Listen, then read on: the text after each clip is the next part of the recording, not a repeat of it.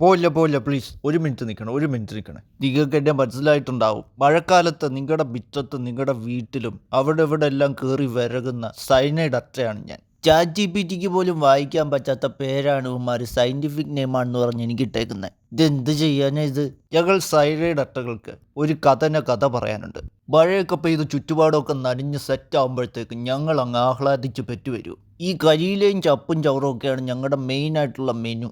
അതൊക്കെ തിന്ന് ആർക്കും ഒരു ശല്യം ഉണ്ടാക്കാതെ ജീവിക്കുന്ന കൂട്ടരാണ് ഞങ്ങൾ. ഈ സൈനൈഡ് അട്ട എന്നൊക്കെ വിളിക്കുന്നുണ്ടെങ്കിൽ ഇന്ന് വരെ ഞങ്ങൾ ആരെയും സൈനൈഡ് കൊടുത്ത് കൊന്നിട്ടൊന്നുമില്ല. പിന്നെന്താ, കൗതുകം കുറച്ച് കൂടുതലാണ്. അതുകൊണ്ട് വീട്ടിനകത്തും കയറി വരും, പെരയ്ക്കകത്തും കയറി വരും, മതിലും അവിടെ ഇവിടെ എല്ലാം ഞങ്ങൾ കയറി വരും, സമ്മതിക്കുന്നു. എന്ന് വെച്ച് ഇന്ന് വരെ ആരെയും കടിക്കുകയോ മാന്തുവോ പിച്ചിച്ചീറി കീന്തുവോ ഒന്നും ചെയ്തിട്ടില്ല.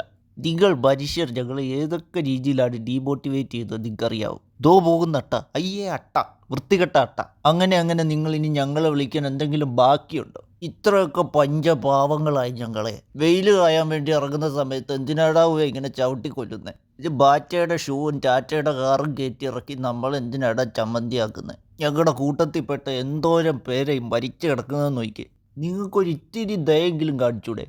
എന്ന ശബ്ദം കേൾക്കാൻ താല്പര്യമുള്ള ചില ദ്രോഹികൾ ഞങ്ങളുടെ കൂട്ടരെ മനഃപൂർവ്വം ചവിട്ടി ഇറച്ചിട്ട് പോകാറുണ്ട്. ഈ അനീതിക്കെതിരെ പ്രതികരിക്കാൻ ഇവിടെ ഒരു മൃഗസംരക്ഷണ സമിതിയില്ല. എന്തിന്? ഞങ്ങളുടെ കൂട്ടത്തിൽപ്പെട്ട ഒരു തേരട്ട പോലും ഇല്ല. ഇനിയെങ്കിലും നിങ്ങൾ നടക്കുമ്പോൾ നോക്കിയിട്ടൊക്കെ കാലുവെക്ക്. ഇല്ലെങ്കിൽ ഞങ്ങൾ ഉണ്ടാക്കുന്ന സൈനൈഡ് കൊണ്ട് തന്നെ ഞങ്ങൾക്ക് എന്തെങ്കിലും കടുകൈ ചെയ്യേണ്ടി വരും. ഇതൊരു ഭീഷണിയല്ല, മറിച്ച് ഒരട്ടയുടെ രോദനം.